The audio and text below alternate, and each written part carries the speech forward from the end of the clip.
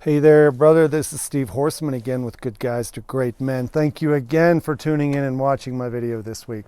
Today I want to talk about the 3 crucial masculine values a man needs to have if he wants intimacy in his life. Let's talk about intimacy and connection. Let's talk about self-respect. I believe these are the 3 most important values, the very first entry-level values, if you will, that a man has to have if he's going to create the kind of connection and intimacy he wants in his relationships. But more importantly, without these values, he can't feel any sense of self-respect. So what are they? Let's start with number 1. Let's talk about arguing. Let's talk about that value that says, I'm going to argue and I'm going to be right. I'm going to argue about stupid shit. I'm going to argue about the weather. I'm going to argue about traffic. I'm going to argue about politics. I'm going to argue about everything. And where does that come from? See, when we're not feeling self-respectful and we're not very attractive in an intimate relationship, it's because we're coming from a very, very small place. It's coming from that 13-year-old self where that little boy inside of us needs to be right. It needs to somehow defend our honor. So when we get into stupid arguments about stuff, we find ourselves debating, going tit for tat, trying to convince the other person. And in the case of a romantic relationship, you're trying to convince her that she's wrong and that you're right. Arguing, by its very nature, it has a lot of benefits when you're in an adult debate, right? When you're in a debate and you're having an adult, mature conversation and you're doing point counterpoint, it's useful. Yeah, great. But a lot of guys are in the habit of bringing out that younger side, the arguing over stupid stuff, because there's an inner need to be right. That inner need comes from feeling like you've been wrong or you've been accused falsely and you need to defend yourself. So that first masculine trait in masculine value is to stop arguing. I am a man who doesn't argue about stupid shit. Try that one on for the weekend. I am a man who doesn't argue about stupid shit. Number 2 is being defensive. I talked about that defensive behavior when you're arguing, but defensiveness comes from that need to prove that you're more worthy, that you're more valuable, that you're more worthwhile. And it comes from, again, that younger energy of trying to defend your honor, defend your value. And if you get accused of something stupid like, well, you put the forks in the dishwasher upside down, or you're driving too fast, or you work too much, or you're being an asshole, right? Whatever the accusation is, there's an inner boy who wants to defend that to make the other person wrong so he could feel better, because there's an inner suspicion that she might be right. And if you don't have enough self-respect about your own worthiness and your own value, then you're going to defend yourself all the time.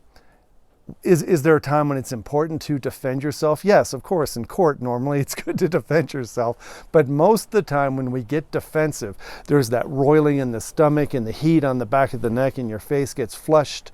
And you're being defensive because that inner younger child is feeling hurt and he's feeling blamed and he doesn't want to be unfairly accused of something. So he starts with a sentence with, well, I was just... Well, I was just. Every sentence that you utter that starts with, well, I was just, you need to eliminate from your vocabulary. That's a really good sign that you're coming from the wrong place. You almost never need to defend yourself. Almost never. Now, the third one is a little bit harder, right? These are all kind of hard, but the third one is total ownership for your emotions and total accountability for your reactions.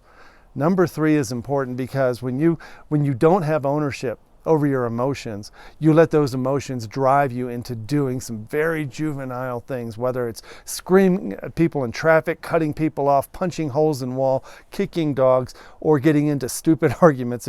If you're not taking total ownership for these feelings and understanding that these broiling feelings of anger and disappointment, frustration, and resentment that men get sometimes, if you don't own the fact that those don't define you, they're just feelings and they're coming from thoughts you have that you can think better about, then you're gonna step in it every time. And what happens when we don't take ownership over our emotions? That means we don't take responsibility for our reactions either. Then we'll start to justify and defend and argue about why we did what we did, because since we didn't take ownership over the emotions, we didn't take any responsibility for our reaction, and now we're on our heels trying to defend and argue why we did what we did. And guess what goes out the window then? Self-respect. you have zero self-respect because you can hear yourself. You can almost see what you're doing. And even though you can see it, you don't have the fortitude to stop it and go, I can do better than this. An example of this is when we get pulled over by the cops, right? And I've been pulled over a lot because I tend to drive fast, which I'm taking ownership of. I drive faster than most. However, on this lonely, dark road here recently, Highway 287, dark, windy, cold, late one night, I was all by myself and I passed one of our troopers. And these guys hang out in huge 1-ton pickups with four-wheelers in the back.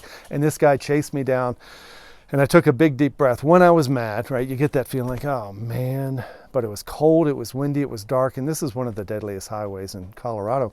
I pull over to the left and I go over into this pull-off. It's on the other side of the highway, so we both don't get stuck on the side of the road with semis passing. And I rolled down my window, I had my insurance identification ready, and he walks up beside the truck, you know, like they do, like they think you're gonna shoot him or something. And all I could say is, good evening, officer. I'm sorry I made you have to get up and chase me. And he chuckled and he wanted to see my ID, and I was just quiet.